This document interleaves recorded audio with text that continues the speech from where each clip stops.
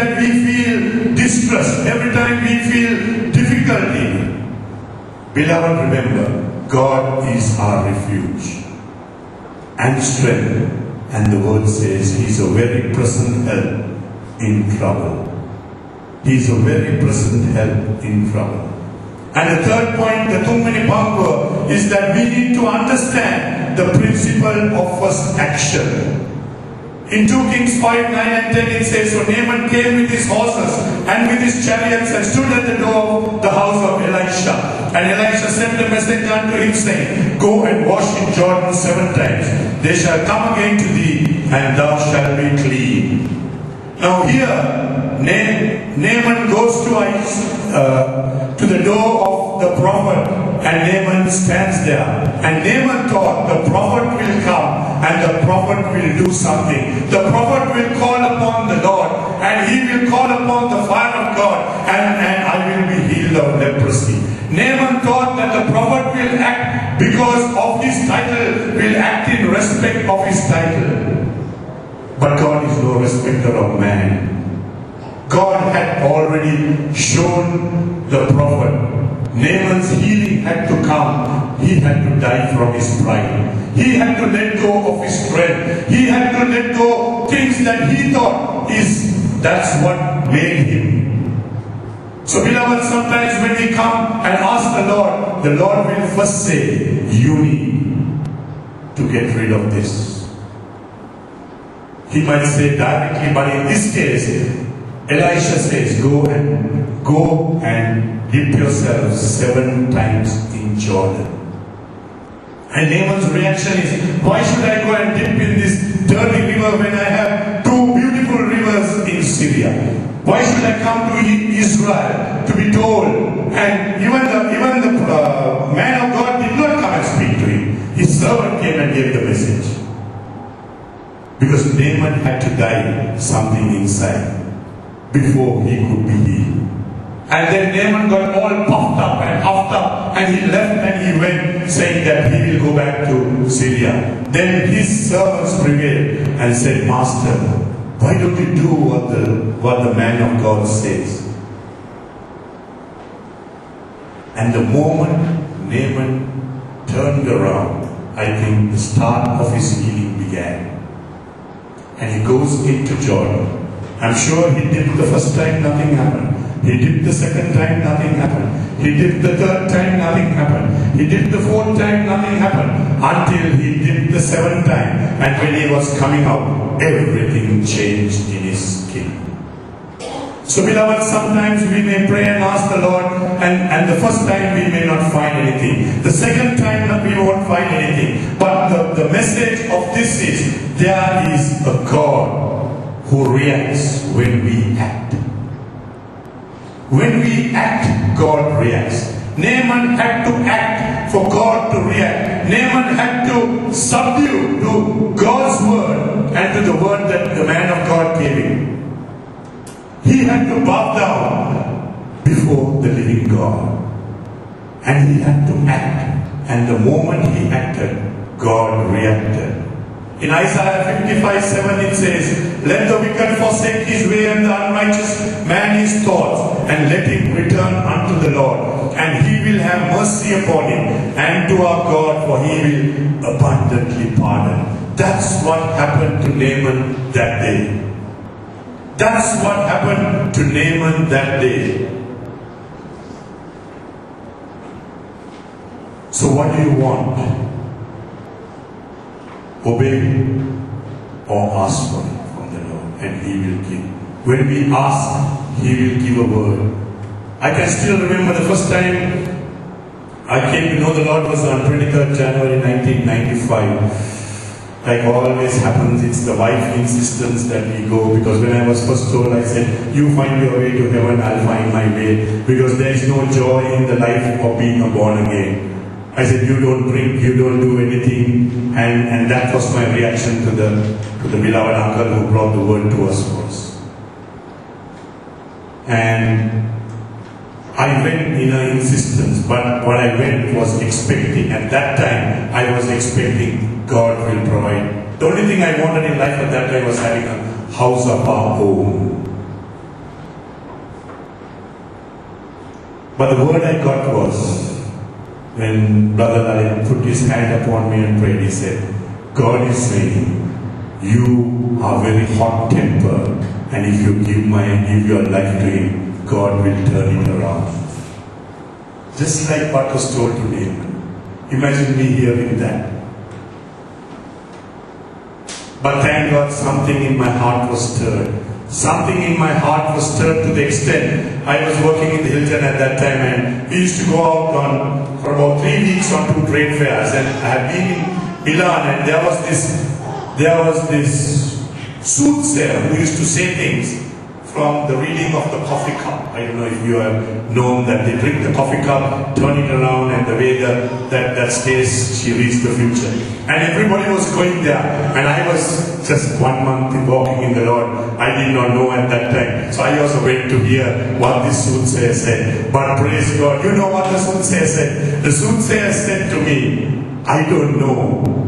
There is somebody very powerful in charge of your life. So there is nothing that I can tell you. You can go away. I still get goosebumps when I think of that. That's how precise God is. That's how precise God is. She could not see anything. I have known the Lord only for 1 month. And as you know, as Catholics, we never used to read the Bible. So this aunt gave me this Bible, and I read the Bible from Genesis to Revelation, and I read it whilst I was in Rome. But I did not have understanding. I just read it as I was reading a book. But God knows us inside out. So God will always touch us and heal us, because Matthew 5, 6, 7 says, blessed are they which do hunger and thirst after righteousness, for they shall be filled. Blessed are merciful, for they shall obtain mercy. And point number 4 for the Hatharamini Pangua is we need to make the first move. Until Naaman made that move, he was not going to get the healing. So it was important for Naaman to make that move, to understand there is the principle of first action.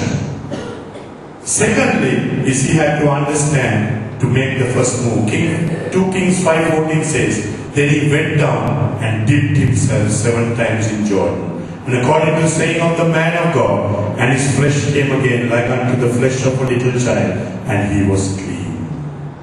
And lastly, beloved, is another greatest thing that we should never forget. Testify and thank God. In 2 Kings 5:15, he returned to the man of God, and he and all his company, and came and stood before him, and he said, behold, now I know there is no God in all the earth but in Israel. Beloved, we are in a season, I know God is going to do some marvelous things in your life. If your life was exciting to now, get ready. It's going to be a roller coaster in the coming months. I am absolutely certain, and I have told this to Brother Lalit and Sister Iranti, God is not going to come visiting us in 2014. God is coming in 2014 to make a habitation among us. He wants to reside in each and every one of us. He wants to be with us, so that wherever you go, the presence of God will go. Wherever you go, the people will feel a difference, because you will be carrying the aura of God. Because when God makes a habitation on His people, the whole atmosphere changes. If you read the book of Smith Wigglesworth, you will know. When Smith Wigglesworth was going in the train, he was just reading the Bible. He was not even witnessing. He was not even saying anything. But as the train progressed, 6 people in that compartment was convicted of sin, and they came and asked Smith Wigglesworth, what is there in you? Why am I getting convicted in my sin? What can I do to be rid of that sin? They say when Charles Finney used to come into to a village 15 kilometers away, the atmosphere of the village changed. Beloved, I believe God is looking for a generation, for an army, that He can make a habitation. Not just to come and touch and heal our needs and wants, but also to make abode with every one of us. And I believe God is preparing us for that. God is preparing each and every one of us to be able to carry His glory. You know, glory means kabod. Kabod means weighty. That to carry His glory, we should have our spiritual muscles in place, that we will be able to be carriers of His glory. So be encouraged today. It is not going to be just coming to church on a Sunday anymore. It is not going to be like a secret service man who wants to be in God's army, who turns up one day and who doesn't turn up another day. It is going to be a God's army that is going to go out, and when you go out, there is going to be mighty miracles that is going to happen in the schools, in the workplaces, in the supermarket, in the road, or wherever you may be, because you will be carrying the presence and the aura of God. Do you like a life like that, or do you like a life like what you are now? What is it that you like? According to the desire of our heart, God will bring it to pass. I have told God, God, it's enough that we have our status quo. It is enough we just come to church week after week. We find 1 or 2, 3 good things happening and we go back. I said, God, get hold of me and change me. Because God has to change me. And if God changes me, I know I will never be the same. I thank God that He has changed me thus far. For 19 years He has worked with me. He has worked. And today I see God with a different set of eyes. Beloved, let me encourage you. Every one of you are precious in God's sight. And God has a great purpose for you. And in closing, I would want to say, do not forget to testify and thank God. In Luke 17:15 it says, and one of them, when he saw that he was healed, turned back and with a loud voice glorified God. And in Acts 3:8 it says, and he leaping up stood and walked and entered with them into the temple, walking and leaping and praising God. Matthew 14:35-36 says, and when the men of that place had knowledge of him, they sent out into all that country round about and brought unto him all that were diseased, and besought him that they might only touch the hem of his garment. As many as touched were made perfectly whole. Can the worship team come up in closing? I would like to say this morning, God has something special for you. God has something special for you.